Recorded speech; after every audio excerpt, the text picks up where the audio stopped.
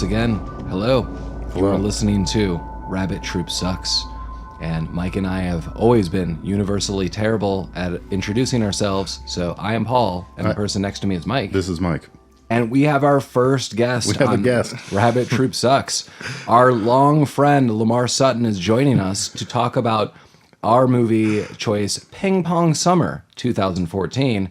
And Lamar, thank you for joining us on our podcast, Rabbit Troop Sucks. Thank you, guys. And I just want to make a comment about the name of the podcast. We talked about this earlier, but Don't let anyone know what it means. Don't say it. Okay, I love the name. I'll just leave it at that. And I definitely know what it means. That's right, you And do. If anybody's listening who also knows what it means, good job. Goddamn You're right. watching the right stuff. And in previous podcasts, we've noted we have a Gmail, which is rabbittroopsuckspodcast@gmail.com. And if you want to write us at any point in time telling us how much you appreciate us, we will open and maybe even share some of those. And if you write something else, We'll share that as well. that's a different site. If you have weird negative comments, we're gonna read them on air. Yeah, that's fair. So I guess I should just jump into it. Okay, yeah, let's go. So, I mean, I feel Mike and I have talked about a lot of the movies we plan on watching, and some we're going to revisit, and some are going to be new to us. And I've noted that before, that, you know, it's not all just willy-nilly, like, let's do this, let's do that, but who's in the cast, and let's see. But there's so many other movies that we've watched that we want to rewatch and share and discuss. It's just been years. But, yeah, all three of us, this is not our first rodeo with Ping Pong Summer. Yeah, we've all seen this movie before, and past episodes have basically just been us kind of clowning on movies. This movie's dope as fuck. I like this movie a lot. I think we all do. Yeah, Mike mentioned about watching this, and I was immediately on board. I could actually tell you just the story of me finding this film, which is, I do feel like an homage to the director, Mike Tully, and he should know this. My wife and I got back from Asia, and the night of, I was feeling fine, and everyone's like, oh no, you know, you're going to feel traveling abroad is going to get to you, and you're going to feel like crap. I didn't, but I did the next night. So the next night, I think I slept for 2 hours, and then I was just up. At 3 a.m, I just woke up perfectly awake. And on Apple and iTunes, the streaming service, I purchased Ping Pong Summer, and I watched it. And it felt like a weird dream, and I loved it. And I woke up kind of after watching it again, maybe hours later, and time passed, and I thought, what was that? And I immediately watched this movie with the two people in this room, both Mike and Lamar, and since then, we've watched it several times together. Which trip with the Asia was that? You've taken multiple trips over there, haven't you? Yeah, this is when we just went to Japan. We hit up Japan, and it was amazing. And everyone should go to Japan, and then you come home and you watch Ping Pong Summer, and you just like the main character, Radical Miracle, or Radford. I'm sorry, Radford. He later grows to become Radical Miracle. It is definitely a miracle to experience. That was actually going to be my first question to you was when did you discover this movie? Because I remember when you introduced it to me, and the movie's been out maybe a couple of years before even you discovered it. It's like, I think it was just randomly looking up summer movies, and I thought I saw who was in the cast. It just seemed kind of like a strange film. I thought, I'm gonna like this, and then, you know, you wake up at 3 a.m. and you load up Ping Pong Summer, and that was immediately what I did as well. Super weird. It was 3 a.m. Oh my God, I'm up. I'm probably not going back to bed. You think about this for 10 minutes, and I immediately turned on Ping Pong Summer. it was the name, wasn't it? It kind of was the name. Was there another? Did you do any research on it before, or did you just dive right in? You're like, I mean, I hey. definitely saw Susan Sarandon was in it. I wonder And if she nobody liked else. Amy Sedaris. Amy. Oh yeah. I have to look up the actor's name. John Hannah from The Mummy. Jonathan. Okay, so yeah, well, yeah, there are a few notable people in it, but the main cast, like the kids, they've all just been in basically this. Yeah, I mean, I'm going to say when we introduce one of the characters, I think we all know who I'm going to reference. How has he not done No, other because stuff? he's amazing. I know in past episodes we talk about who the best actor is, and it's usually the dog. But in this movie, it is actually an actor who we'll talk about later. The dog usually steals the show. In some of these movies, Mike's exaggerating. It's not always the dog. It was a cat once. It was a cat. Yeah, so my thing is I usually do the IMDb trivia and like look up the ratings. I didn't even look up the rating for this. I don't care what it is because this movie fucking rocks. Yeah, but I did load up the IMDb summary, so let's just kind of jump in. Hit the summary. There's so many different summaries. Some of them are lengthy, and to give credit to the writing, seems great, but we'll introduce it. So an overarching summary, according to IMDb. A family vacation during the summer of 1985 changes everything for a teenage boy obsessed with ping pong. And boy, does it. Boy, does it. We are introduced right from the get-go to a twin boombox and the main character, Radford Miracle, dancing and breaking Yeah, he's doing a little breaking. all throughout. Yeah, so we're introduced to him. It's 1985 in Maryland, and we see Radford Miracle wearing some dope-ass red pants, just jam into a boombox. And so I don't know how to set this up. He's doing like some dope dance moves down the driveway to get the mail, and like you see it looking really, really fresh. But then it cuts to like what is actually happening, and his neighbor who's mowing the lawn just looks over, and it looks like he's just having a seizure down the driveway. Which kind of becomes a reoccurring theme throughout the film. Just right off the bat, the song, I can't remember the song he was listening to, but it was definitely the Fat Boys. And I just got a flashback to like Fat Boy movies like Crush Groove and Disorderlies. It's just Hell like, yes. I just love the Fat Boys. On-air production meeting, Disorderlies. Right, yeah, basically Lamar just committed to being in a future episode when we dissect Disorderlies. I just feel that should absolutely I just happen. love like 80s rap groups and Hell when they yes. try to make movies, and some of them are a hit and there's some misses in there, but Disorderly's hits. And if that's a future episode that you guys are willing to go into, I want to be a part of that. Well, Yes. yeah, absolutely. Done deal. Done deal. Yeah, so he's dancing, and this is kind of setting up the movie. We're kind of getting an understanding of what Radford Miracle's vibe is all about. He's the dork with a heart of gold, and that Right. just grows. And so the next scene is him. He asks his sister, "Do you know how to make a hard-boiled egg?" And she looks at him and she says, "Yeah, you boil it until it's hard." And he goes, "Okay." And he starts to do this, but then he just takes the egg and puts it in a microwave. Yep. It's the Radford way. That's the Radford way. So he microwaves this egg, and this was a weird scene for me.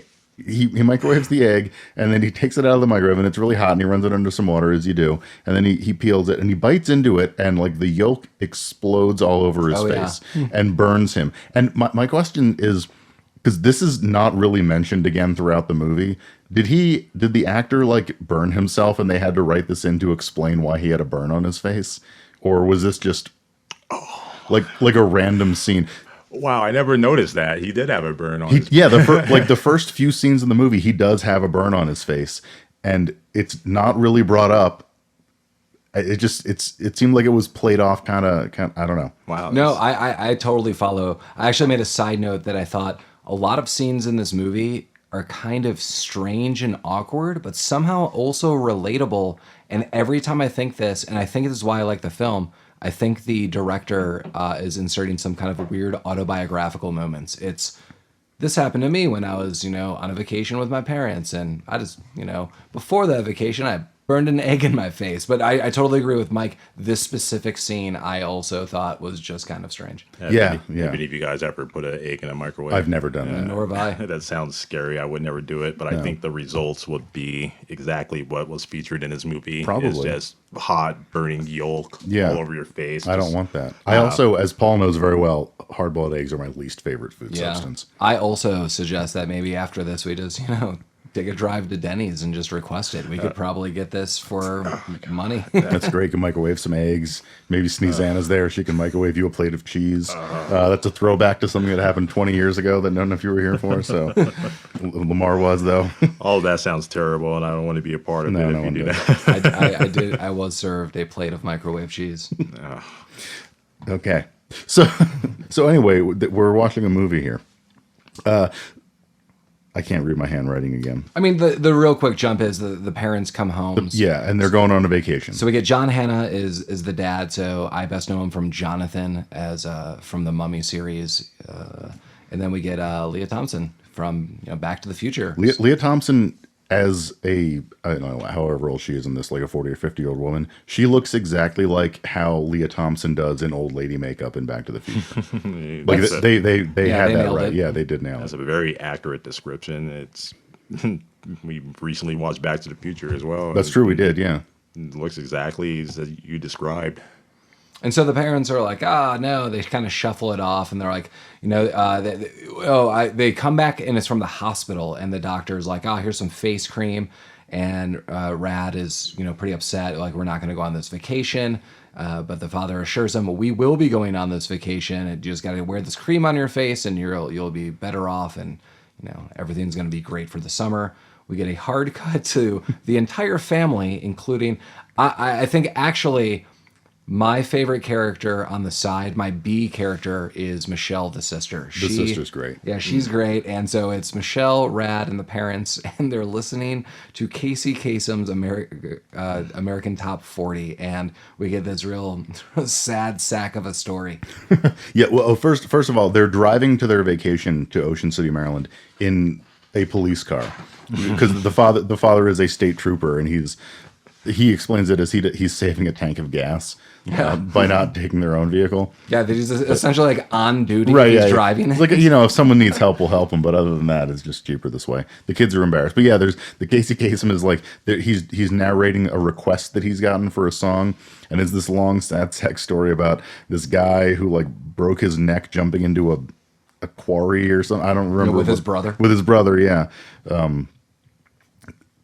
And then and it all spirals out of control, and this now drove this listener to drinking. Right. And my favorite, I wrote on the side, the father just goes, as you do. Yeah. The father is Irish, by the way, and he is the only one in this movie who is not.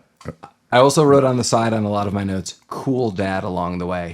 This guy does have cool lines and side comments, and does prove just to be a super cool dad all throughout this film. 100%. Yeah, after the Casey Kasem narration is over, and he narrates that as you do, start drinking, he said, that's just a bunch of malarkey.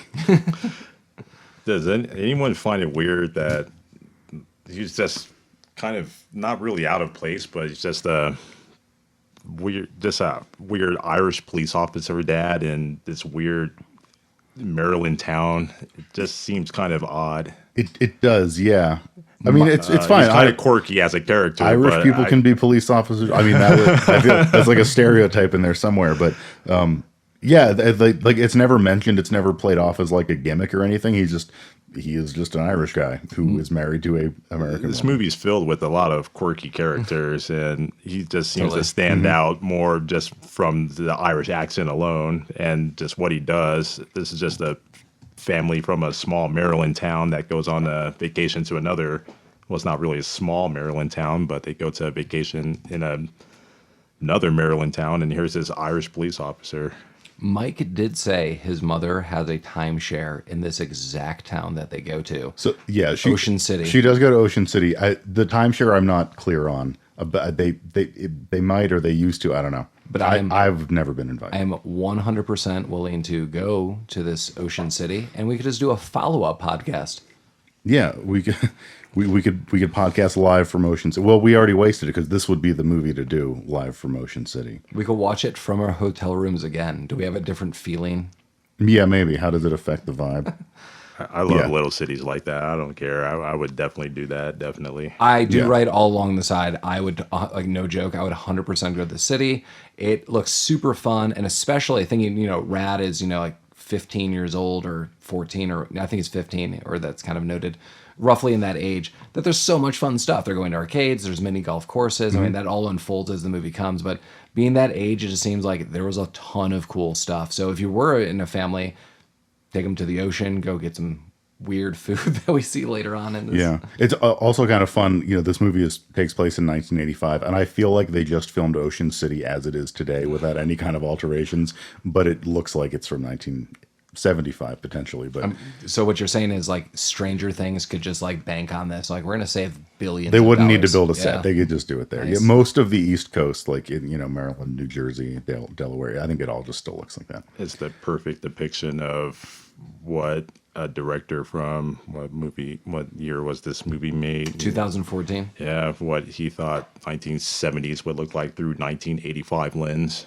I looked up other films this director has done, and I'm willing to watch every one of them. There's a couple shorts and a couple full-length ones, and they seem to be horror or, like, I don't know, dramatic, less comedic. I'm kind of really curious to see it for those reasons. So maybe this is more the autobiographical tale. Maybe. There's one thing I was looking at, I forgot to write down, is just the other director's films, because I feel like I would enjoy them, just the way this movie was shot. Yeah, I'm definitely willing to make that live. But yeah, the autobiographical thing, I tend to agree with. The fact that none of these actors have been in anything before or since, really.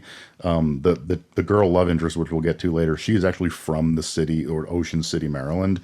Yeah. And she has also not been in things. So I feel like this might be just people he knew from being around. And then also Leah Thompson. That does not surprise me at all. Yeah. To jump in the summary, well, we quickly get to this place that they're renting out, and apparently they always stay in Ocean City every year, but they're renting out different places. And I am assuming we are now introduced, and I saw at the ending credits, or the end credits, that this might be the director's parents, that Jonathan, or I can't remember Dad's name, I just think Jonathan of the Mummy again, that he sneaks a look into the house and he sees a full naked man with his with his ass in a sink of ice. Was he shitting in the sink? I think it was. no. You see that he has a burn as he's walking. Oh, out. he's sunburned. Okay. And there's just a woman at a table, and basically then you see them sulk out, and the man has a full burn up his back, but he was sitting completely nude in their sink. And I do like when they do get into the house, one of the first things the dad says is, "We need to bleach this sink." That's This good. bare ass naked in the sink filled with ice. Yes. And the aunt is, I made a note here about who these guys were, because We'll get to the aunt and the uncle. oh yeah. Because those are going to be notable. But yeah, I mean, I didn't even look to see who these people were that were shuffled out of the place. But when the credits were rolling, it said like naked man, Yeah. except, and I saw Tully, and I have to assume he knows them. That in was a some good capacity. call. That's fair, yeah. That might be mom and dad. You might be right. That's his dad and mom. Hey His Dad, I need bare you to ass in the sink. I need you to take off your clothes. We're gonna paint your back and ass red and sit in that sink. You'll have no lines. Yeah, his parents were in for that. Physical comedy masters. Yeah, so they get to this house, and it's like the second house in Summer Vacation. Like, it's kind of run down. The sister doesn't like it. She complains that it's Bayside, it's not Oceanside. And father's, you could walk. You could walk use to your the feet. ocean side, but in an Irish accent. So they get settled in, and then we've got Radford walking down the street, just kind of checking out the scene, and he's got a ping pong paddle with him, of course, and he sees a girl doing what he perceives to be coke. He thinks he sees a girl doing coke. Heavy foreshadowing. Heavy foreshadowing. And then this is the scene where he meets everybody. He runs into the two teen bullies, Lyle and Dale. Lyle and Dale. Lyle, again, so I looked up Lyle. He's been in this movie, and he was also in The Winter Soldier as an uncredited pedestrian. Wow. Yeah, it's a class move. Yeah. Creepy redhead kid has been in a couple things for some reason. But he plays creepy redhead kid real well. I would figure it's so good that I would figure he'd be typecast in that. He has to be. Yeah, I roles. totally agree. So, okay, now we get to we go into like a convenience store. Judah Friedlander is the clerk of this convenience store. One of my only regrets is we don't see this actor again. He's only in the one scene. It's a shame. Yeah, I was hoping that this would be there's a guy I know jumping ahead. We later get to this place called a Fun Hub, an arcade, and I noted a couple times there's this random guy clearly running in the back. He seems like an older mustachioed, like the food court guy. Yeah, and I thought that should be that actor. It should have all taken place there, so we could just keep seeing that actor because he's super cool. This is actually one of my favorite scenes of the movie because you really see how nerdy Rad is, and he's just trying to be himself, which I totally appreciate. I mean, who doesn't? And he fills up the Slurpee, and it is a little Coke, a little cherry, a little Coca-Cola, a little cherry, a little Coke, and then Judah Friedlander highlights that, you're doing it wrong. And Rad is so taken aback. I didn't know that was illegal. Illegal? I'm just bored out of my head. Or he says something like that. Yeah, he's like, man, I'm just bored. Like, you got to sneak a sip. It's not an icy unless you sneak a sip. Yeah, he's like, fill it, sneak a sip. I thought, dude, super cool. Like, nerdy kid, like, just be yourself. Like, everyone's going to appreciate it except for Lyle and Dale. Mm-hmm. Does anybody else, like, it's around this scene that I was feeling really nostalgic for icy machines and just the 80s. By this time, did you guys feel any nostalgia for the 80s or anything like that? Did you guys... I wanted an icy real bad. I wanted to wear Rad's red pants. Yeah. I would never mix a icy with root beer and cherry, though. I thought it was Coke and cherry. Yeah, it was, right. Yeah, you're right. It was Coke and cherry. I don't think I can do that. I'd fuck with that. This has been brought to you by Slurpees and Ices. Sponsorship opportunity, Coca-Cola products. Oh, good. We had just dead air. So okay, so we get the icy, the slushy, whatever. He goes outside, and this is where we meet the best character in this movie. That's very true. Susan Sarandon? Not Susan Sarandon. No. Susan Sarandon is She'll be also there. a great character in this movie. But this is where we're introduced to Tedwardo. Tedwardo, yes, as what referenced before. We looked up, has not been in anything since. This human being should absolutely be in more films. Mm-hmm. I'm not even saying this joking around. I thought this character start to finish is awesome. I thought this person is super funny. How the hell is this person not in other stuff? Maybe it's just by choice. You know how he kind of reminded me of Jaleel White in a way. Okay. Kind of had like a Urkel vibe going on, but not really in a nerdish way, just in the awkward way. Tedwardo is awkward. He is, definitely. But it's kind of like how Jaleel White won't like take any other roles. He's just kind of like Urkel. He plays a couple other characters in other shows and whatnot, but that actor, he doesn't seem like he branches out and does other things, and I'm okay if he just wants to do his little Tedwardo thing. That's fine. I didn't really look him up either during the research of this movie. There's nothing to look up about him. He's just this. He has and that's literally it? just done this. Wow. Yeah. But if he did, if there was a Tedwardo spin-off series, Sure. I'd Definitely. Oh my clean God, up of on course. that. Yeah. Great character. Very awkward, but he blends in with the other awkwardness, which is these characters in this movie. Yeah. And he sets up the main setting of the entire film where Tedwardo basically convinces Rad to go to the fun hub. It's the coolest place in the whole world or something along those lines, he says. And, Rad's a little like standoffish. No. But they set it up tomorrow, they'll meet and they do. And we also get a quick second of hearing about Rad's next door neighbor who I have some notes here, was quoted in, according to Tedwardo, your neighbor ruined 5 marriages last summer. And then She's a menace. yeah, she's a menace. She's always doing something to crabs. And I think she ate some surfers. Like there was some weird rumors going around. And then that is acknowledged later too. We see her just for a quick moment cleaving some crabs. I don't know really much about crabs, but she had the most rusty cleaver and she was just going to town on those crabs. Have we mentioned her name yet? Oh, I don't know. Her name is Randy Jammer, played by Susan Sarandon, and who is phenomenal. Yeah, that is the most pornographic name if I've ever heard. It really is. It's a great name. Before I went into this movie, kind of looked her up, and Susan Sarandon played a character named Randy Jammer, and I thought, there might be a porno scene in this movie. What is the rating on this movie?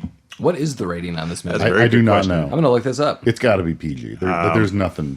Thinking PG, maybe 13. It might be undertones of. Is it because of all the quote unquote cocaine? It just use? says not rated. It's not right. So no one cared. I feel this is a movie that I don't know if you It can take your transcends kids ratings. to.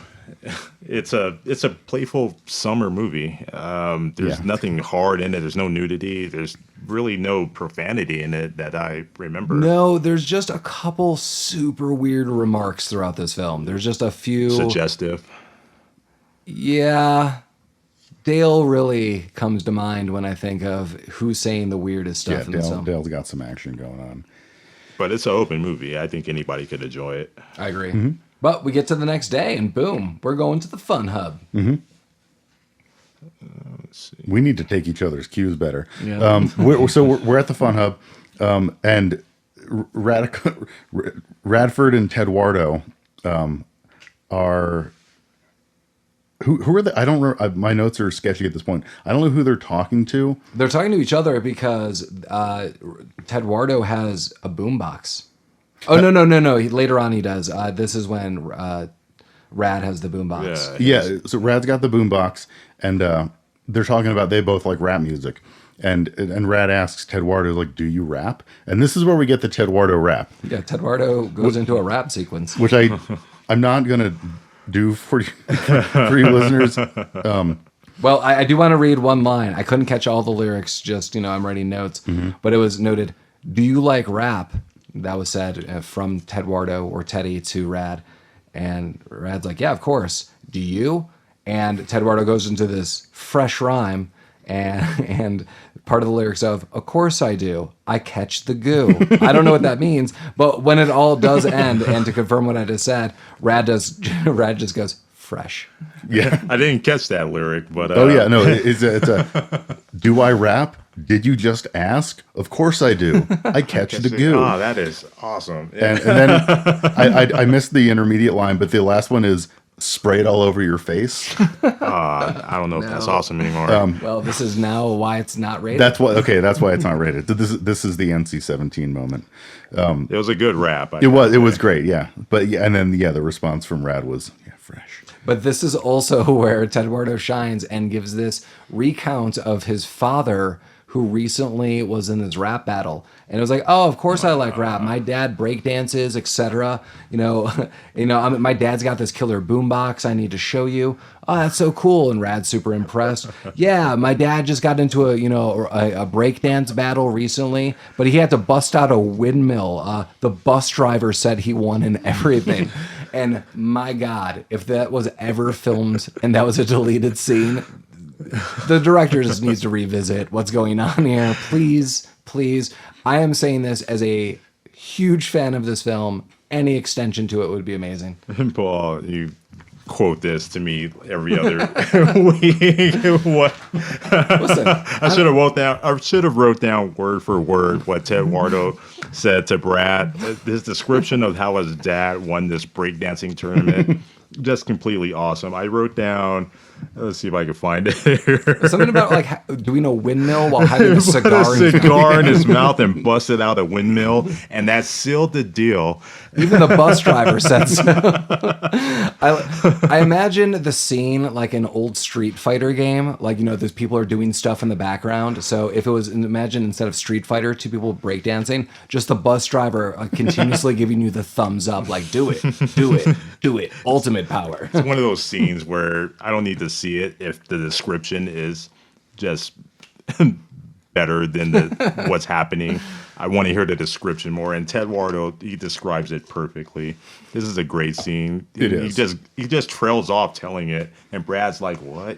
This was the scene that made the movie for me. The first time I saw this movie, I was like, "Yeah, okay." I agree with you. This that is broke now me in. This is now for me. This is the thing that I can fuck with. Mm-hmm. And now we're at the Fun Hub. The Fun Hub will be the central location for the rest of this movie. Mm-hmm. And this is where we see all sorts of cool stuff. I actually try to keep track of all the video games that they're noting. They had Pac-Man, they had Miss Pac-Man, they had... Oh, they had both of them, huh? Yeah, I saw Miss Pac-Man in the corner, and it never fully showed it. One that was driving me crazy, and I tried to pause the movie, but we eventually got there, was Alley Bowling, which I've never saw.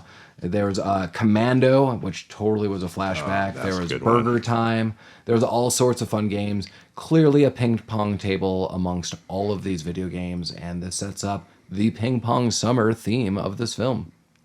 Yeah, and so we see Rad and Ted start playing ping pong, and it's not the fun high speed ping pong that you see on television. It's like the lamest, slowest game of ping pong. Which maybe that's just what ping pong is. I don't know that I've ever actually played ping pong. I am 100% awful at ping pong.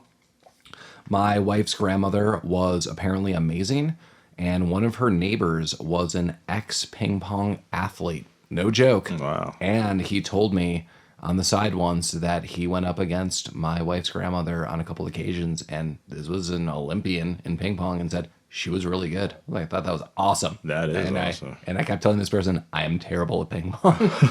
I've only seen ping pong on TV, and the only broadcasted ping pong is like Olympic style. So I only see just Olympic level ping pong played. I've never seen anyone just random tournament at a fun center just hitting the ball around. Yeah, some of what I've seen on the Olympics is that Forrest Gump style, like pop, pop, pop, pop, pop, pop. Right. But then I've also seen like the trick moves where it's like you lean over, the ball spins around, there's weird techniques, and I just thought, this is not for me. None of those things are happening in this movie. No. None of them at all. So they're playing ping pong, and then the two bullies show up. What are their names? Lyle and Dale. Lyle and Dale show up. Dale. And they're and Coke Girl from earlier is here. What's her name? Stacy. Stacy. This is the first episode that I will attempt to use anyone's actual name. Nice. Just because some of their names are great. So the bullies show up there, and they're kind of accosting Stacy because I guess Stacy has like a romantic past with. Is Lyle the not redhead one? Yes, He's that is the main correct. guy. He's the main guy. The rich guy. Yeah, the rich guy, and they get into a little tussle, and Rad kind of defends, and then Dale comes in with a pretty weird. I can't read my handwriting, but he says something about leaving. He left something at the deli. Does that resonate? I don't. No. Okay. It sounds plausible. I agree. The quote that I have here is must have left it at the deli with the bologna and cheese. Oh, he does say something. but I don't remember. I don't remember why. Everything he says is just, it's the weirdest stuff. It's all just to back up Lyle, and it has weird undertones to it. There's very, very weird undertones with everything that he says. And then Lyle calls Rad and Ted renters, which is like the Yeah, I mentioned that it reminded me of John Candy's Summer Rental. yeah, definitely. Also, I mean, I grew up in a place that was kind of a touristy town, and I mean that was a term that we used for people. Like, I mean, no one that I knew owned their house because we were all pretty poor, but like the people that came to visit were renters for sure. That sounds like an insult that could be used today too. 100%. Welcome to It's Denver, coming back. Colorado. Yeah, we're all natives here now, so. And then this is also where we see Lyle and Stacy's dynamic. Lyle is just a jackass all throughout, and he's really kind of like upfront, a straight up jerk to Stacy. He gets all up in her face. Where have you been? And whatever. But this now riles up and sets up the conflict of the movie. Like, you can get off her, like stop it, or whatever Rad says, and then Dale says, "Crush his nads off." I wrote that Yeah. too. I was like, I had a note in my book that says "crush his nads off" in quotes, and I'm like, what is that? What's the context Yeah, there? so the weird humor now that we're going to establish all throughout is Dale is clearly in love with Lyle. And it's not just he's in love with his best friend, it's he clearly is sexually charged for his best friend because he says super off the wall stuff that, Rad's like, oh, like whatever, get off my back. And Dale says, he's ginormous. Just like says that to Rad. Like, that's a really weird thing to say about any of your friends about anything. This movie is not rated. It's not really the focus, but they are there. He makes the comments that you notice that there is something going on there. But, Yeah, definitely. It's definitely not the focus. It's in the background. It's more playful than anything, and it kind of adds on to the weirdness, which is what's that guy's name again? Dale? Dale. It adds the weirdness, which is Dale's character, which is more weird than Tedwardo now that I think about it. Well, I will say that I do feel bad for Lyle in one area. He's a total jerk throughout this whole movie. He deserves what happens throughout the movie. But probably what would happen years after this movie is he will be serial killed as victim number 1 or 2 by Dale. And I do not think he deserves that. No, he doesn't. So Rad and Ted, the next scene there, they leave the fun hub, and they're going to Tedwardo's I think it's just a motel room because they're like he Yeah. doesn't live there. He's just there with his father. He's for the summer. definitely living out of a hotel Yeah. room. So they get to the hotel room and there are what are clearly the sounds of fucking from inside this hotel room. It's like, oh, my dad's in there playing board games with his girlfriend. That was my favorite. Like, yeah. They love board games. They love board games. They're competitive. They're competitive. I don't like to disturb them. And then nothing more is said about that. But that kind of sets the scene. We'll meet Tedwardo's father later on. Yeah, because now Red has to go. He's like, I have to go. He's got to go. He's got to go have dinner at Paul. Okay, so Wait. let's backtrack for 1 second because this is great. They do have to go have dinner, and they're walking. So we cut to him and his family walking down the boardwalk, and his father's like, "We have to go home so you can get changed." And he's like, "Why?" He says, "You can't wear a t-shirt and shorts to the Paul Revere smorgasbord." So they're going to the Paul Revere smorgasbord, which is we find out later $6.99 for a buffet of casseroles. And they show them walking in. A slow scan across all the foods. It's a slow scan, but it's like comically long. It's like the beginning of Spaceballs. It's like they're slow panning down the Spaceball one because it goes on for maybe 90 seconds. I'd say this scene went on for a good, maybe solid 60 seconds, honestly. Oh yeah, minute and a half. I know that doesn't sound like a lot, but like when you're watching just food go by, it's a while because it was every conceivable type of food and they're in almost chafing like, dishes. Yeah, they're like categorized. So it's like, here's the carbohydrates, and it's like noodle dish, veggie dish. Then it's, all this weird stuff. We get to a handful of oysters and then just a red goo. One dessert, it's red Jello goo. It's a slow pan over pretty much what you would see at an old country buffet or any all-you-can-eat places where they just put random foods in bins and it's slow pans for 60 minutes over maybe 80 courses of at least, stuff yeah. you can have, all you can eat. I'll level with you. $6.99 smorgasbord sign. I would eat there for $6.99. I'm gonna level with you. $6.99, all you can eat on a plate. Clam strips. Let's go. I'm gonna level with you. It could be questionable, but if this is broadcast and brought to you by Paul Revere's Smorgasbord, Yeah. we could maybe talk a different angle on this. So If they're still around, this is 1980s. No, they're with deals like that and that quality of food, they're still kicking. I don't know where it is everywhere, but in Colorado, we have a lot of areas where it's $1 a scoop. So, Yeah, I never experienced paying for food by the scoop until I moved here. yes, nor did I. Okay. But yeah, so sponsorship opportunity. If you're still around, Paul Revere's Smorgasbord. You guys are going for the sponsors this early. I love That's it. right. Yeah, absolutely. You've got it. Yeah, That's very I mean, good. I love it. there's going to be a bidding war sooner or later. I would imagine so. Because I mean, you got to get on the ground That's floor true. for Put your something foot in this the door. high quality. So. Gotcha on that. So there's a little bit of small talk over dinner. Nothing like of substance happens. Cut to the next scene, and we have Rad taking a shower, and he's practicing. I think he's practicing beatboxing. Yes. And then so it's like, boop, bop, boop, boop, bop. Oh, I'm not going to pretend to beatbox. But then he starts clapping like a seal to it. It's like, boop, bop. Well, he's clapping like a seal, but he's also doing. This is gonna sound weird. He's doing like mouth stuff. He's like, Yeah. And so Leah Thompson walks into his room to put like clothing away, and she clearly thinks he's cranking it in the shower, and she makes a face.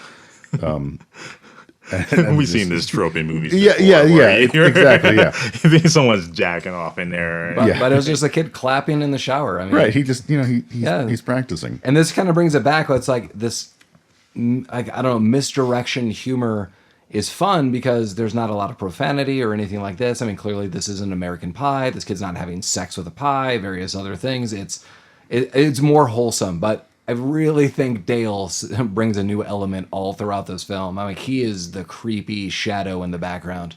Mm-hmm. You could say a red menace. Yeah, that's fair. He reminds me of recently I was watching. I can't say recently. It was like a year ago. No Retreat, No Surrender. Oh yeah. Okay, yeah. Kind of this movie. I won't say this movie is based off of that, but it has a similar scene where there's bullies. That's bullying the main character, and they bully him in weird fashions. One of the kids looks like Dale. I know exactly Yeah. the movie you're referencing. Unfortunately, this movie does not have Bruce Lee cameos. No, it Yeah, it doesn't. doesn't. Unfortunately. Yeah. So, now we're back at the Fun Hub, and keeping on the beatboxing theme, Rad and Ted are trying to teach beatboxing to kids. And Tedwardo whips out this thing he calls the tongue worm, where it's like when people can roll I cannot roll my tongue, Damn. but it's like he's trying to roll his tongue, but he's just sticking it out and waving it around. Tongue worm. I knew a worm. kid in middle school who could do an awesome tongue worm, freaked me out and everybody else, and he was just labeled a freak afterwards. But That's a shame. after maybe a year after maybe school ended, he was the cool kid because he can do that. It was no longer weird. It was just cool, but he was long gone by then, so he couldn't cash in his gold points, I guess. He means long gone by dead. Maybe that too. I don't know. I never heard from him ever again. I've This never was seen middle school. I've never seen Tedwardo since. Yeah. I like the old tongue worm. That's another nostalgia throwback. This movie just activated all my nostalgia. Yeah, I totally agree. This movie's so trips. fun for all As a these kid of reasons. the 80s, Yeah. I remember that and that and that. And there was kids doing the tongue worm. Oh, 100%. Yeah. Just you saying tongue worm, I think the listeners can understand exactly what it is if they're old enough. The If kids not, know what the tongue I'm worm sorry is. you missed out. We'll teach you All of someday that when out of you're older. context is going to sound terrible. That's fine. Yeah, it's all right. We don't owe these people anything. So the bullies show up now, and they're both wearing they look like Blockbuster Video outfits. totally. But I think they Blue were and meant to be yellow. like ping pong. The blue and yellow. The blue and yellow. Yeah. I didn't like write down the matching. brand name, but I imagine that's like a ping pong brand of note. Just because everything else in this movie is kind of along those lines. This is when you realize that they're serious. They're wearing matching attire. Before Oh, yeah. they're just No, they're just like random ping pong guys. Now they're now they got the uniforms. serious business.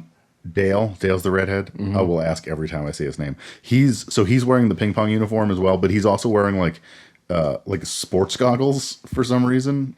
Oh, he's taking it seriously. He is. Have you He's ever taking- had a ping pong to the eye No, ball? who hasn't had a ball in the eye from time to time? They play ping pong like bully number one and Rad do ping pong right now, don't Yeah. they? Unfortunately, Lyle just dominates him. Like He dominates them real bad. I love how this scene was shot. Is after Lyle scores every shot, it just freeze frames on his shot. yeah, I actually wrote freeze frame of shame. That's perfect. That's Yeah, because exactly it. Lyle hits the ball, it goes really fast, Rad misses, freeze frame, and it's always just looks of disappointment. Yeah. I really do feel bad for Rad in the scene. Yeah, and Dale screams, "Inseminate him!" Yeah, again, Which one is- of the many comments Which Dale is the- makes. So not only is he hot for Lyle, but he wants to watch him bang other dudes. It's a complex character. It's well, he's got a lot going on. So the loss kind of rattles Rad a little bit, and he gets into it with Tedwardo, because Tedwardo's kind of trying to talk him down a little bit, and he's pissed off. He's in a mood, and he says something about his greasy hair. I didn't write it down, but he made fun of him in some way. He says I'm kind of mean to him. Yeah. I can't recall either. Yeah. Why not write that down either? But Because it's brought up later, and then like immediately he's like, "Hey, I'm sorry." And this is my favorite line of the movie. Tedwardo turns to him and says, "Sorry only counts in church." oh my God. And then the friendship is now on ice. Yeah, and Tedwardo scampers off, Yeah. which he will again later too. Yeah. He's good at scampering. That was a line that got me in the first viewing when I watched this movie. It's like, this is another line that just cements this movie for me just to be great. And I Absolutely. didn't notice it the second time around. I was trying to focus on other things, but It's hard going when back to that it's scene, hard taking notes, isn't it? It is, Yeah. especially with a movie I've seen before. I know what's coming up, and I don't know if I should write this down and mention it because it's so good, but there's other stuff I should mention around there Yeah. in this section. It's just really awesome. I think we should all, group meeting, when we get a character as dynamic as Tedwardo, that is where the dialogue we should capture should be focused. Yeah. And that is honestly, after a while, I just tried to write every single line down from Tedwardo. Again, I am not joking at all. I think this actor totally delivers these lines, especially as a young kid, and it's a lot of fun. I Absolutely love the two friends in this and their friendship. It's so fun. They do a good job of They do. painting their friendship. Even though they're on the rocks now. So yeah, so Rad takes a quick detour and now he goes out with Stacy and they go to a restaurant and he's eating, it looks like French onion soup with cheese just totally melted on it, and It didn't look appetizing at all, whatever they were doing. And then he says one of my favorite lines. So remember, we saw her putting this bag of powder into the drinks. Tedwardo kind of warned him, oh, she does these funk punch drinks, and Rad simply just looks at her and goes, "Do you smoke cocaine?" What did you guys think that was when you first saw it in the beginning? I wasn't sure. I mean, It's like she walks out of I think she just comes out of It's like a liquor liquor store, store. Yeah, and that's she the thing. dumps it Like, in there. I don't really know her age. I mean, clearly it turns out she's about 16. But when we're first introduced to her, yeah, I think she's walking out of a liquor store. I don't know how old she is. Could someone in this small town be doing some coke? Probably. yeah, I mean, I would be. Yeah. So what one line? I'm just going to bring this up quickly because I liked it. What you mentioned the French onion soup with like this big layer of cheese that like Red is poking. Yeah. She's like, cheese makes everything better, but sugar makes it best. And this is kind of foreshadowing. And then Sugar junkie. she's a sugar junkie. So yeah, Rad asks, do you smoke cocaine? And she gets kind of pissy about this and goes to the bathroom with her drink. She brings her drink. Yeah, it looks like a margarita. So again, we have a 16-year-old walking into a bathroom. Right, it's got like an umbrella in it, like it's a 14 tropical pieces of fruit. Right. And she sits down in the bathroom and she immediately pulls a bag of powder out of her purse and sprinkles it in this and just like drinks it. And you can, this is where I started to reference your question. This is where I kind of started to piece together what was happening. Cause you can like, it's like a pixie stick basically. Like it looks kind of like that. And you can hear it crackle when she puts it in the drink and she drinks it. And then she goes like she's getting a brain freeze kind of. It was kind of a little. This movie got a little serious for me when I saw that. Like maybe she has a really bad drug problem. I had no idea what the drug was, but False. She's just into pixie sticks. Right. I didn't know it was the pixie sticks until the end. But when the first time I saw this movie, I'm like, what the hell is that? What is she putting in her drinks? But we Also, can clearly see that she's addicted to whatever this is. Also, spoiler, when it is revealed at the end of the movie that she had a problem, Rad's like, oh, no, like no more drugs. She's like, I've been doing sugar the whole time. What the hell's wrong? Like, what? No, I'm not like into drugs. What's wrong with you? I've said this 5 times. This is one of my favorites, and I'm going to ask Mike's car knowledge here. We now cut to Rad walking down the street. He clearly was asked by his mom or dad or someone to get a gallon of milk. So he's walking with a gallon of milk, and Lyle and Dale roll up. What is the car that Lyle is driving? It is a Camaro IROC. That is the IROC. That's the IROC. They mentioned it a couple of times in the movie Yeah. too. Yeah, so he rolls up like, I'm a badass in this red IROC, blaring Mister's Broken Wings. Yes. I think that's the part that got me too. Is this who's rolling around just cranking that on 10 Look at in these, the IROC. Yeah, look at these Yeah. Maryland toughs. Right. IROC, for those interested, which is I'm sure 0 people, stands for International Race of Champions. I looked that up. Yeah. It's a reason I don't want to go It's into not that. important. It's a terrible car from All a right. terrible time. But getting to the story, they basically, all put directly, they rough him up a little Yeah, bit. he They gets throw roughed some up. milk on him. Yeah. Randy Jammer shows up and Yeah. stops it and kind of starts a mutual bond. Like, hey, kid, stick up for yourself. I'm going to be your Mr. Miyagi mentor in some way. It's kind of heavily foreshadowed. Mm-hmm. And Rad gets back home with half a gallon of milk. And now it's kind of this backdropped story where the mom just thinks Rad's a weirdo. There was the illusion of masturbation in the shower. There's now half a gallon of milk. And he says something like, I was just hot and thirsty. Something. Mom's like, great. Yeah, so mom doesn't really help too much, just No. as acknowledging that maybe her son is going through some kind of mental breakdown. Right. And then she tells him, put on your khakis. We're going to Aunt Peggy's. This trip to their aunt and uncle's honestly takes goodness. a super weird turn and has a weird vibe for me. We are introduced to, what is it, Aunt Peggy and Uncle Jim. Mm-hmm. Aunt Peggy's weird. And Peggy is another cameo. Amy Sedaris. Yeah. So Amy Sedaris, who is absolutely amazing, and I do like her in this, but it's Uncle Jim who really freaks me out. Uncle Jim is just wearing shorts. He's saying weird stuff. He gets really pissy really quickly with Rad. They're like, oh, what are the kids doing? You know, Michelle does this. Cool, cool.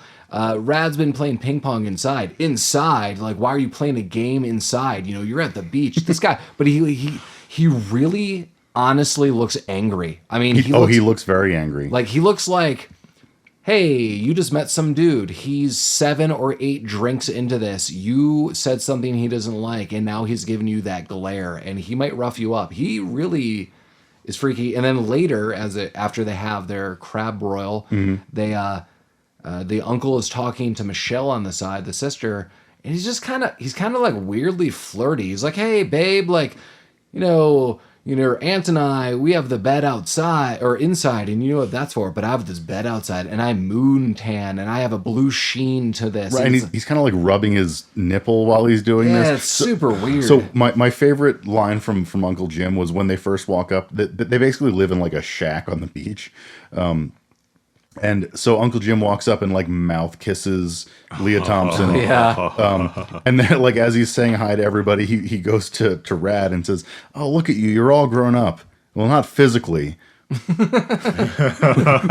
didn't catch that. That was one of my favorite lines in the movie. So is that his flex? I'm gonna diss the son to hit on the sister. Yeah, basically, like yeah, you're kind of becoming an adult, but like you're still a little puss boy. So that's cool. This family felt like, or the relatives, they felt like they were just regular, ordinary people before, and then they kind of moved down there and got their tan on. Yeah. When you first meet them, they got a really hefty tan going on. Yeah, they've got some tan. So like, Amy Sedaris is describing how to get a tan, and she's like, I mean, it's not explicit. There's no genitals, but she's like, it's like spread leg on the table. Like you got a tan on the inside of the thigh. You got to have flat surfaces. She's showing it off. She's showing it off, and then it's divulged what they do for a living, and she makes gigantic penis sculptures out of shells. Yep.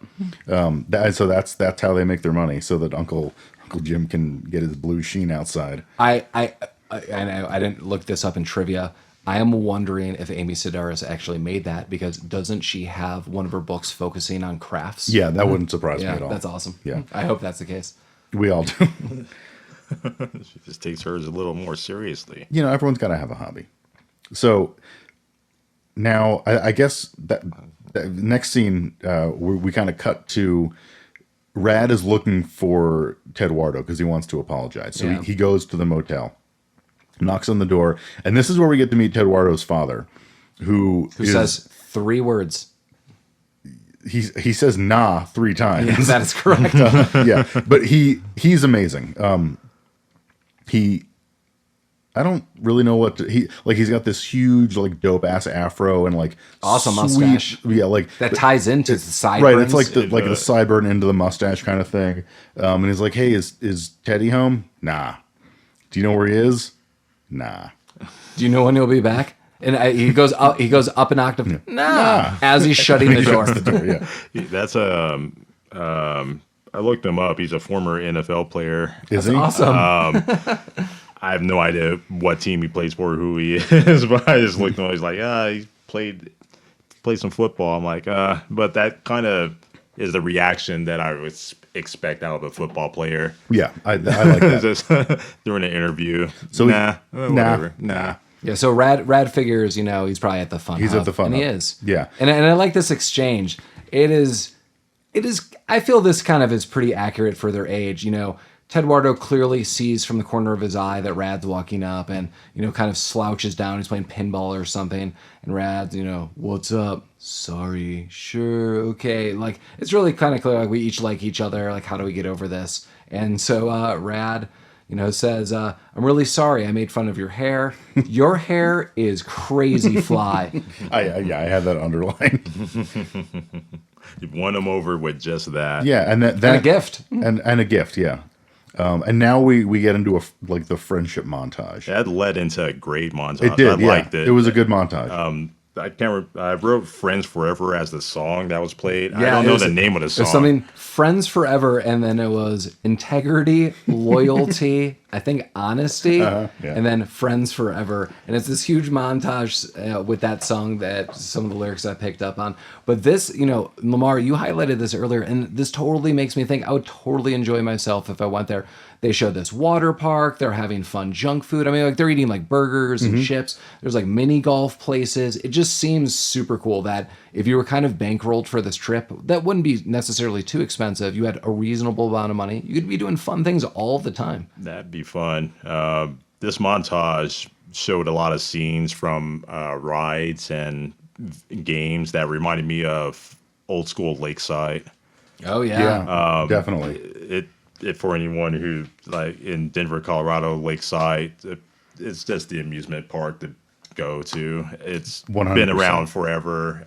They haven't changed anything. No, Yeah, it Lakeside is is frozen in time from 1920. Yeah, Well, it's frozen in time, Like, and last time I was there, the guy said that the carousel is over 100 years old. But it's so cool. every scene in this montage reminded me of that. Yeah. It just added to the nostalgia factor once again. Yeah. But it was a great song, and this montage, this scene was awesome, and it's probably my top 3 scene in this movie. And the montage wraps up with a pan shot to Green Turtle. It seems to be some restaurant, and the Miracles are out for dinner. So it's Michelle and it's Rad, it's the family, and Tedwardo is Tedwardo's joining there, them. yeah. And they have to explain to Dad what bad means, and Dad is such a square. Like, what do you mean bad? You didn't like it? Come on, Dad. Bad means good. And then there's some 80s humor, and poor Dad. Poor Dad. It was at this point that I made a note because I was just noticing from this movie that none of these scenes last over really a minute. No, there's a lot of quick cuts here for I sure. kind of like it like that. Yeah. If you spend too much time on one scene, just it overstays its welcome. I kind of appreciate this movie for that. It doesn't really need these characters. Really shouldn't interact more than a minute anyway. They're mean, so quirky. It's funny Lamar says that because immediately the next scene is about a minute, and it just is now a new day, a new situation. The Miracles are playing putt-putt golf. They are introduced to Stacy. Rad seems a little embarrassed, whatever. And then boom, like 1 minute goes by, and we're right back at the fun hub. And Rad and Tedwardo are just hanging out, and they're hitting the ball back to back. Click, click, click, click. And they're like, we should do this 500 times. And so they try to volley 500 times. And a crowd starts growing. People are some girl goes outside to gather her friends. They're bringing people in. Like, oh my God, it's becoming like a sensation. That guy's hitting that ball to that other guy. And, they're counting 488, and then it skips to 491, 499, and then right out of the sky, Lyle takes the ball and just says, man, or that close, as he's holding his fingers like less than an inch. Yeah, and What a jerk. Yeah, and they try to front on him a little bit, and then Dale comes back to Rad and says, "Don't try it, Pop-Tart," That's right. which is another great Dale moment. And that was it. That was it for that scene, I think. Yeah. Yeah, again, quick cuts. Oh, going back to the mini golf scene, you mentioned earlier that you like the sister a lot. The sister at the mini golf scene is like not really into it. The sister is basically 80s goth. She's listening to Typical, Bauhaus, yeah. Cure, 100%. things. And the dad is like, "Come on, it's just like let's just try to have fun." She turns to him and goes, "I'm too cool for fun." Yeah, she is too cool. She is too cool for fun for sure. Yeah, I love the sister in this. Yeah, the sister's great. Okay, so now we're not in the fun hub anymore. We're on the beach, and we've got Rad and Tedwardo, and Tedwardo brings this dope ass boombox. It's the biggest It's the boombox biggest you've boombox probably ever. ever seen. And he's It's like, he says, outrageous. "I told you my dad's boombox was no joke." If I showed up with that boombox anywhere in the 80s, I would just dominate. That You would have block. been the king of that particular neighborhood or block. At Yeah, the time. it's also like everyone's dream to have a friendship like this. These kids are just so fun. Like, all jokes aside, these kids are going to the beach, they're going to the arcade, they're listening to music. Like, they're having such a cool summer. If this was my summer ever with my family, this would be fantastic. This sounds awesome. That's true. As weird as Tedwardo was, he would be someone you probably want to hang out with. He's just so Absolutely. laid back and fun and chill. And it is like you said, just a chill, laid back summer that's so fun and filled with just magic. So side question, how long are they there for? Is this the whole summer? Are they there for a couple weeks? That's a I was guessing a couple weeks. Okay. That was never elaborated on. I'm not. I guess it's kind of a trope in some movies. We've referenced summer vacation multiple times, but the idea that like families would go on a vacation for the entire summer is just something that's very foreign to me.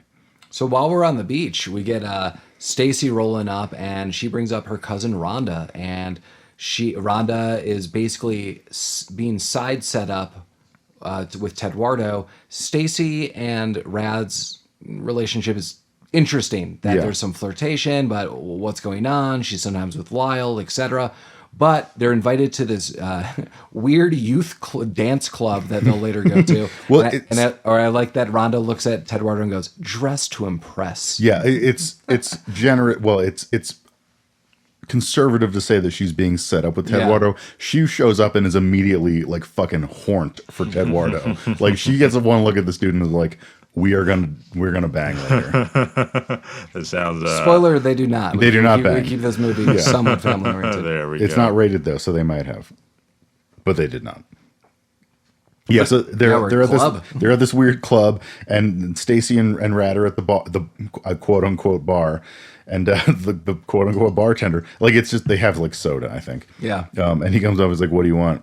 He's like, "Give me a suicide," and the bartender just gives him this like the most eye rolly like. The bartender is beyond put off. Yeah, but he does it, and then Rad flips him like 35 cents or like Keep the change. Yeah, keep the change. Yeah, but it was only coins, so whatever he gave him was all. And Stacy's there, kind of giving him the side eye, like a dork. Yes. Yeah, well, and she immediately abandons him and goes and hangs out with Lyle and is like taking pulls off of his flask. We don't know what's in the flask. That's not elaborated on. Yeah, no. Yes, it is. I totally agree with you, Mike. In the moment, it's in the moment, yeah. I was like, "What?" Like, it's kind of weird because no one's really ever drinking, and it is kind of a weird moment because she has been just doing sugar, but she does say later on, "I was drunk." Right. But actually, was she, or is that just was she trying to explain her way out of something? But it doesn't matter. You just got Stacy'd. So Rad sees this from across the floor. It's kind of weird. Then like suds start coming from the ceiling in a dance club that only teenagers are in. We're trying to have like some kind of wet t-shirt thing. Wait, but before that, Rad actually gets on the floor and dances. Oh yeah, There's this- Rad's doing like the worm and Yeah, shit. this dude's breakdancing, and he's like, this guy's really good. And then Rad gets in, and the dude who's breakdancing kind of gives him props, like, hey, Yeah. man, way to get there. On a side note, Lamar is the one who taught me how to do any kind of robot move. So if Lamar has ever seen me do the robot, well, right now I'm doing the robot. Boom. It was Lamar who taught me. Lamar does the best robot. Totally. Oh, come on. Out of people in this room, he does the best robot. Yeah, so yeah, you're right. He like the dancing cool guy gives him props, but it's more like you tried kind of props. It wasn't like, dude, that was dope as fuck. It was more like, okay, you put yourself out there. Yeah. Yeah. But yeah, and then like the suds fall, and it's kind of this weird like soap dancing thing. And then now we're outside on the beach. Cut to the beach. Rad, Ted, and Stacy, and what was the Rhonda. Rhonda. Are walking on the beach.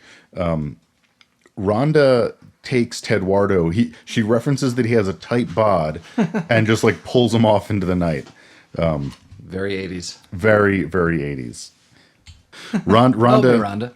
Rhonda's like kind of trying to get handsy with Teddy. And the Stacy and Rad are like kind of Just snuggled up on the beach. they're kind of on a blanket. snuggled up on the beach, yeah. And it's clear like she wants him to make a move. He kind of bitches out a little bit, and she's like, I gotta pee, and she runs off and does not return. Cut back to Rhonda and Tedwardo. Teddy freaks out and just he fucking books it. So now we've got Rhonda walking back, and she sits down next to Rad, and she's like, "Where's my cousin?" He's like, "I don't know." He says she's dropping yellow. Yeah, and she that's goes, weird. Yeah, and she's like, "Fuck what?" I've never heard that before. I've never heard that either. Yeah. Side note, no one has, and that is not slang anyone has used at any point in time. Yeah, and let's not try to make that a thing. We don't need to bring that in. So So they both go walking on the boardwalk. they both go walking up the boardwalk, and he's like, let's just go home. And Rhonda's like, that's no fun. I agree. I mean, this town seems awesome. I mean, Right. not that they need to hook up or date or whatever, but if I was with someone and they just want to hang out for the rest of the night because you're in a cool town, I would have totally done it. Yeah, Yeah. you gotta. Brad was kind of put off by just Stacy just running off. Well, he's extra put off when they are walking and in the back is Stacy making out with Lyle. Aw, man. And he's like, aren't you supposed to be practicing for the ping pong Yeah, it's match? gotta suck when you're passing that. Yeah. It kind of sucks what afterwards is Brad walks off and there's like a clown. The fucking clown. I have to make a note of this. This clown is clowning on him hard. The clown, with no context, is like, what, you got girl problems because you're a little bitch about everything? And it's one of these clowns from Carnival that, you pay like a quarter and you can dunk the clown. It's one of those things. He's sitting on a dunk tank, and and Rad picks up the ball and just throws yeah, and whiffs it, completely misses, and just kind of runs off. And this clown is just brownbeating. Yeah, but the clown is just laying into what do it. you got, girl problems? You can't get it up. I just realized, thinking about now that we just saw Lyle again, the last time we saw Lyle, I don't think we established going over this, that there has been a massive challenge, and it's, I'm going to challenge you at ping pong. Shit. The crux of the movie, we have now failed to reference. This Saturday, we're going to, have a ping pong challenge battle. I think you guys mentioned that. I don't think we did. I'm not sure. Yeah, I think it was when he interrupted their 500 back and forth volley. We just talked about how he treated him like crap. I don't. So he's Rad is the one that proposes, like, you and me, one game on Saturday, and Lyle's like, why not now? And he's like, well, I just had like an hour and a half volley. And Lyle actually gives it to him. He's like, all right. He's like, yeah, that's fair. Lyle, I mean, he was a dick for sure, but for someone who's never been in another movie other than an unnamed extra in Winter Soldier, this kid's actually a decent actor. Totally. He's kind of selling this bully. I don't want to get into the complexities of bullying, but he's just a kid who's kind of being a dick, but he's not. You can tell he's not a bad guy. What you can get into is the complexities of 80s bullies, and they were pretty much all the same. Yeah, right. I mean, you're a rich kid or just a big bulky kid, didn't really matter. If you were a bully in the 80s, all you had to do was just downplay the protagonist, and I mean, you're totally right, Lamar. I mean, there's some overlap with Karate Kid. I mean, Cobra Kai style. This is Johnny, the rich kid, and especially the overlap is Lyle is really angry. It really ramps up. I saw you with Stacy. I saw you at a restaurant. I saw you talking. This is clearly a problem in the back too. So there are some complexities. This is not coming out of nowhere. Not that I'm justifying it, as you just understand why this guy is more of a jerk. Again, not justifying. Right. He's not being a dick for being a dick. I mean, he kind of is being a dick at for the being start, a dick. but he really amps it up. Yeah. I mean, if Rad wasn't trying to ram on Tracy, there might have been Stacey. Whatever, it doesn't matter. But I think one of her friends is named Trix. Tricks, okay, of course. This is my friend Blank and Trix. It's like, okay. Okay, so now that we've explained what this movie's actually about, now that we're 50 minutes into this podcast, so and actually this sets this up, because if I had mentioned this without talking about the challenge, this would have made no sense. Rad now realizes that he needs Randy Jammer's help to win this ping pong championship, or the one game that he is committed to do. So he goes to her it's not like a barn, but like a boathouse or whatever. Yeah, and she's got a shed out back. Yeah, it's like the shed out back. So as you do, he just starts going through her belongings. Of course, yeah. He starts rooting through stuff, and he finds a ping pong trophy, and also I think a bowling trophy, and she was good. Yeah, he notes some of them later. I have a little quote about that. Do you want to read that to us now? Well, he gets to Randy, and he's like, hey. No, Ramy, we can call her that. He gets to Randy. He's like, hey, I noticed, you are a ping pong champion. Randy's like, oh, yeah. And he's like, you're a ping pong champion and a bowling champion and some kind of, I can't read my notes. She did something else, like hot rod, some kind of champion. Right. But more importantly, you're a ping pong champion. Can you help me?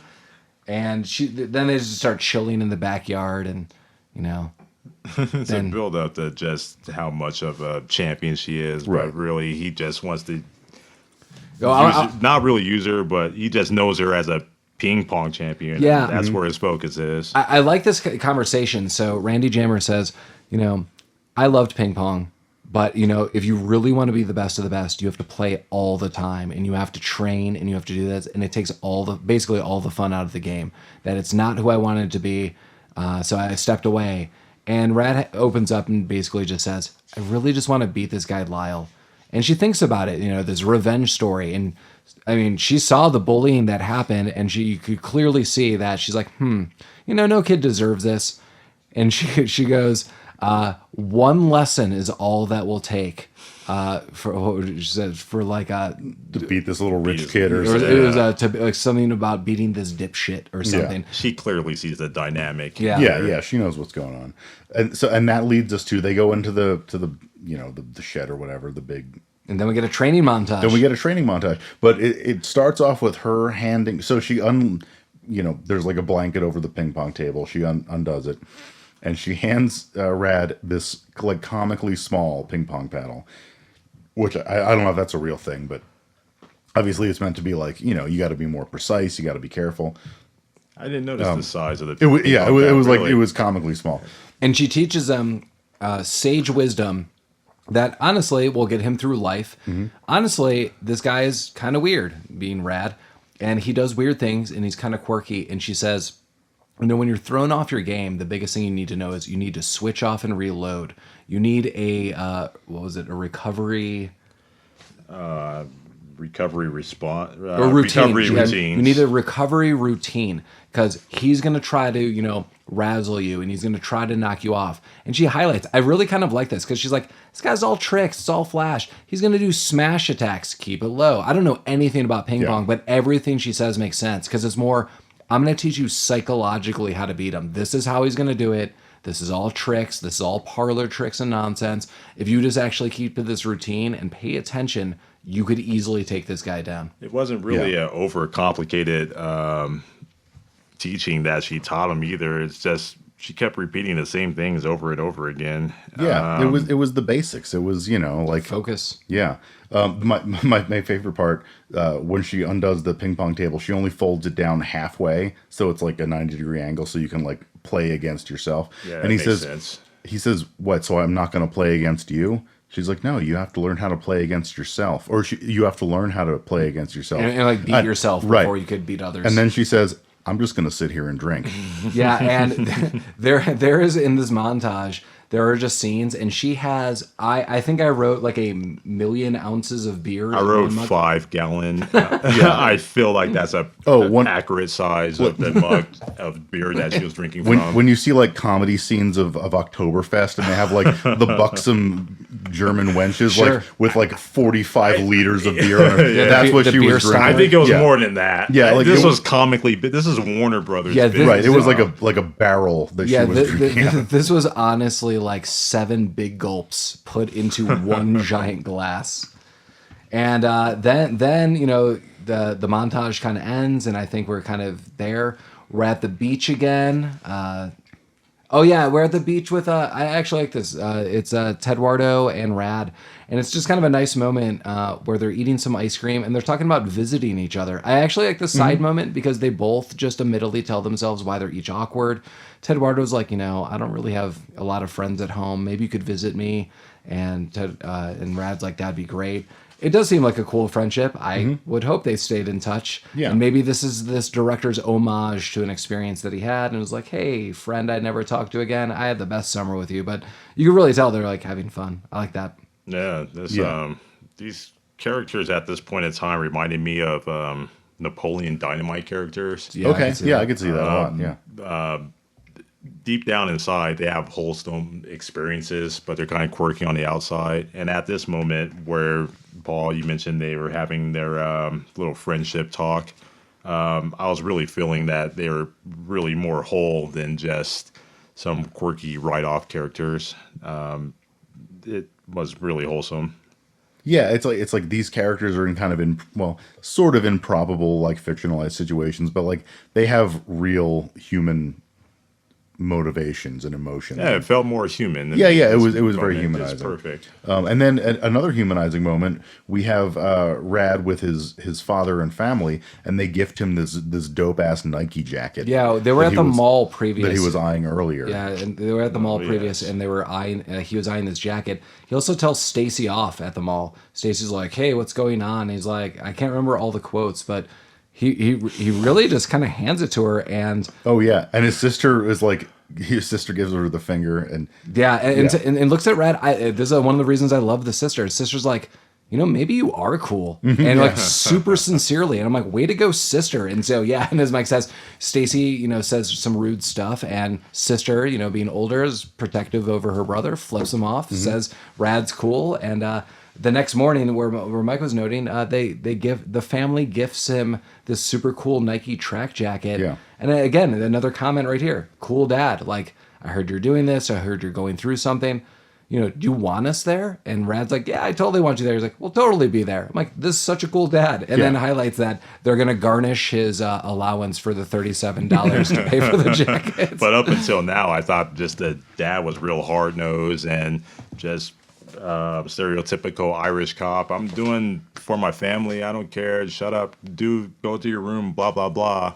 But he sees the human aspect from his son. He bonds with his son. Yeah. He goes out and I made a note that what was that? $37 you said, Mike, for this. It was just the top of this Nike jumper. Yeah. It was really dope. It's just blue and with a red trim Nike jumper from '85. And it goes well with his red pants. It goes really well with the red pants. With his already vinyl red pants that he already had. Yeah. And sweet Nikes. Yeah.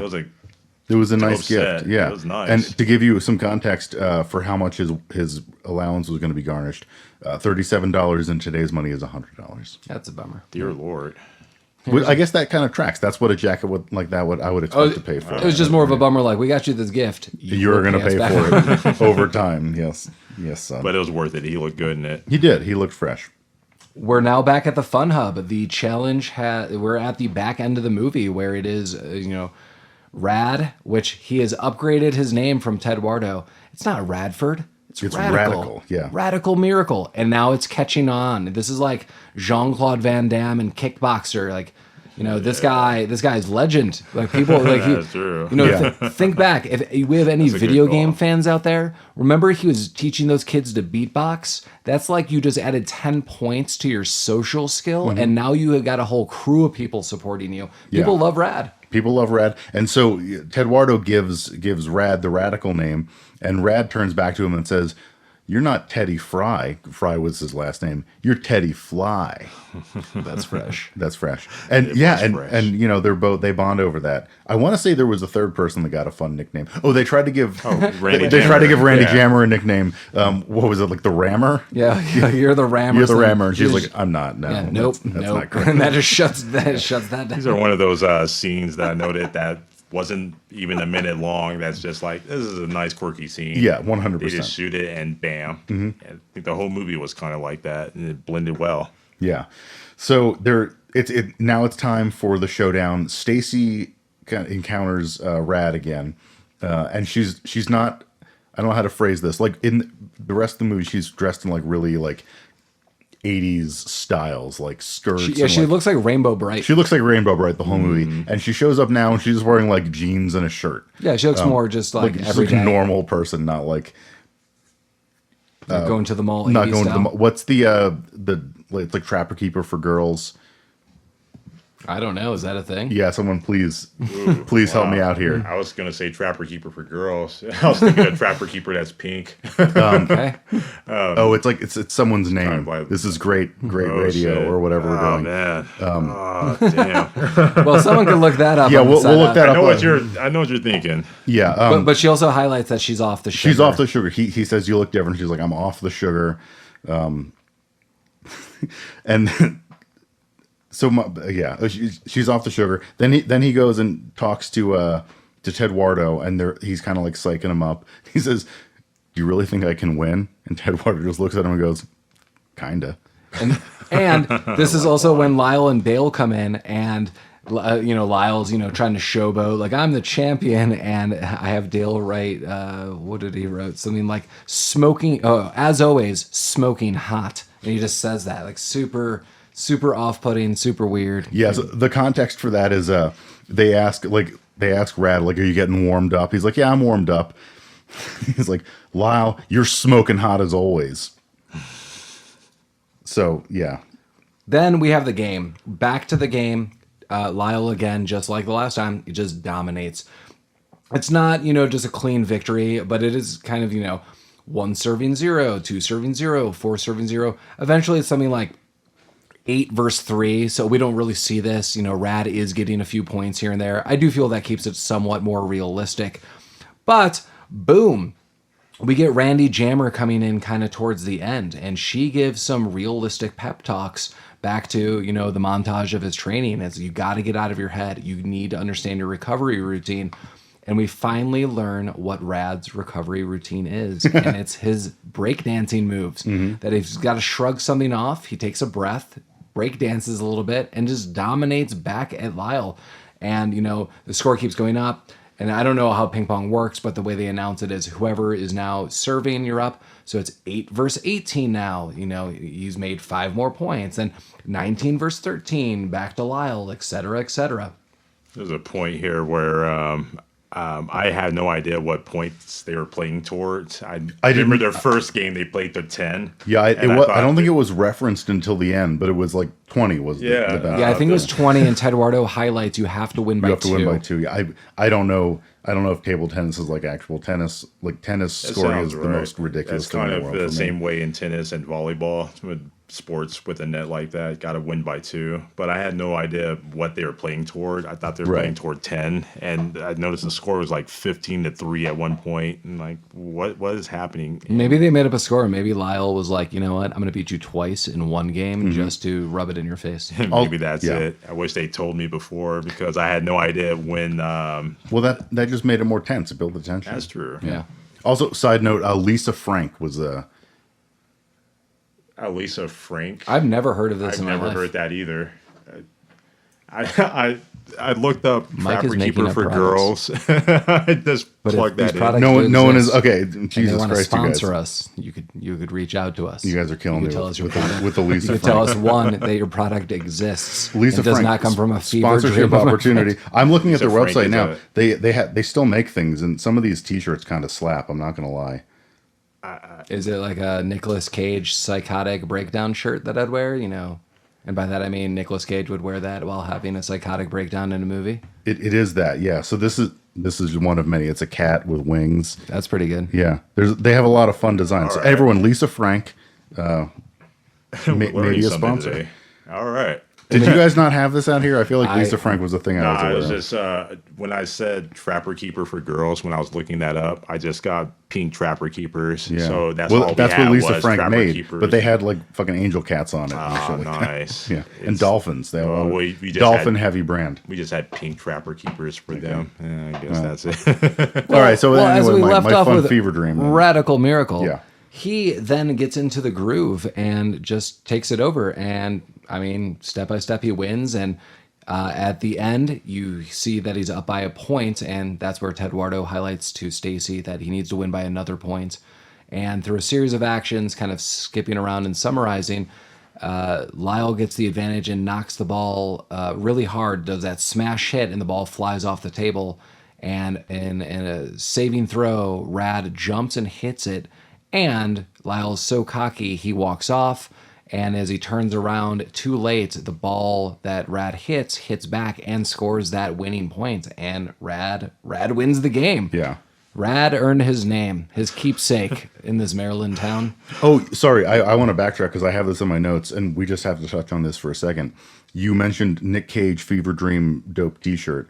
When Randy Jammer shows up to give him the pep talk, she's wearing That a tiger shirt. dope as Sweater. fucking tiger like Sweater track jacket. Oh, I my God. also noted that there's like 2 tigers. Yeah. They're one on each shoulder blade. Yeah. If someone could sponsor that jacket to us. Yeah, that jacket was great. We could podcast like a gang. We can get podcast jackets. That's fine. We'll get them monogrammed. It'll be great. Matching podcast jackets. all we really have left is, the last moment, and it's Rad being super happy. Lyle is sad. Dale freaking out, just mental breakdown, sobbing in tears. And the last moment is a freeze frame of Rad and Tedwardo jumping up in the air and chest bumping one another. And kind of as they're bouncing back, it just stops freeze frame. And that's the end of the movie. Mm-hmm. I thought it was a lot of fun. Yeah. I really have to highlight, I'm glad Mike brought this up. We definitely love summer flicks. I mean, we mentioned, I think on the previous podcast, that we're planning to do about twice a month, but during the summer, the winter, maybe more once a week, especially because everyone in this room absolutely loves seasonal films. Oh, yes. Yeah, definitely. Yeah, so that being said, I think our next episode, which you can look forward to next week, is going to be speaking of fever dreams, Oh my God. A movie called Crime Wave. Directed by Sam Raimi. And Sam Raimi wants you to forget this. Yeah, He said that. he did. He said it was the low Really? point of his life. Yeah. But yeah, wow. directed by Sam Raimi and written by the Coen brothers. Yeah, that's... Wow. That, What? and Yeah. as we analyze this, the twist in the writing and how it's presented is... You're just going to have to see what happens. Yeah. Yeah, Wow. or maybe you don't. We'll talk about that next week. I don't want to give too much away, but so that's that you have that to look forward to in a week's time. And Lamar, thank you so much for being Lamar. our first guest.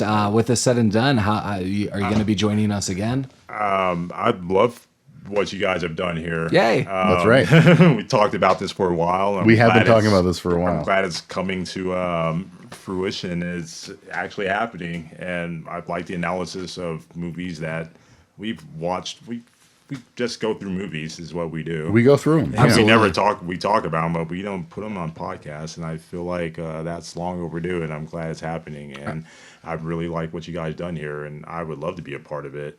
I mean, you did mention Disorderlies, and I think we could easily and quickly put that on the list. 100%. That'd be super fun. that could be done too. I mean, out of all of us, all three of us, I mean, we have watched just some crazy films over the years. And I mean, I know we're not always analyzing these Hollywood award-winning films, nor are those films always my favorite. And some of these films that we have watched over the years, I mean, yeah, there's totally misses and there's fun moments, but some of these are just gems that just resonate. I think Ping Pong Summer, kind of as my final synopsis, is a total A film. Yeah, this movie is great. We talk about this at the end of every podcast, and should you watch it even? And sometimes we're split on that. This movie, you should watch. This is a great movie. Paul, you find a lot of diamond in the roughs over the years. Well, I mean, we watched And a lot of crap. movies. You find a lot of crap, but you know what? You got to go through the crap to get the diamonds. And you find out Ping Pong Summer through some of these films, and you really enjoy it. And there's a lot of movies out there like that. But some of the junk movies are pretty good too. I'm a big fan of junk movies. 100. That is the crux of what we're doing here. I'm a fan of movies. Totally. Just reviewing all of them, no matter how bad they are or how good. I can find the goodness in the bad as a B movie lover. Yeah, sure, but Ping Pong movie is definitely not a B movie. It's a no. plus, I enjoyed this. This is a good film. This is a throwback to 80s movies. Even at the end, the freeze frame. Totally. Reminded me of Karate Kid. Just freeze frame 100%. on Mr. Miyagi. Yeah. Just boom, and then it ends. And there's no explanation at all. Just zooms out, and the credits roll. Yeah. I'm all for that. And as Lamar noted all throughout this, there's so much nostalgia that, I mean, just to go to a town like this, to have fun, just to be a kid. I mean, there's a lot of innocence. I know I said there's some weird dialogue that's said from one of the characters, but honestly, it's just a lot of fun. And, rewatching this movie, I just realized it's not clearly the sister's story. She's off and just angry a lot of the times, but the sister's older. She's 17, almost 18. Clearly Right. She doesn't want to be this trip. But if you were younger and you were going through these things, this is definitely kind of the rites of passage. And I think she sees that at the end in Rad, like, okay, I've been where you're at. You're actually kind of cool. And again, love the sister. But yeah, any final thoughts before we wrap this up? And then next episode, again, as Mike noted, Crime Wave. Yeah, well, yeah. Oh my God, you guys. But yeah, I have no final thoughts other than, like, if you like summer movies, and if you were, I say this, I think I'm the only person in this room that was born in the 80s. Late 70s, early 80s. If you were born in those times, I feel like this movie will land well with you. I wanted to mention the some of the soundtrack. Oh, yeah. The soundtrack just slaps. amazing. Yeah. I actually wrote that soundtrack slaps. Hell yes, you did. Like, Yeah. So you know what it means. I wrote down. There's a Fat Boys, obviously, New Edition. Yeah. Yeah. And there's a band called Houdini back in the 80s that I like some of their stuff.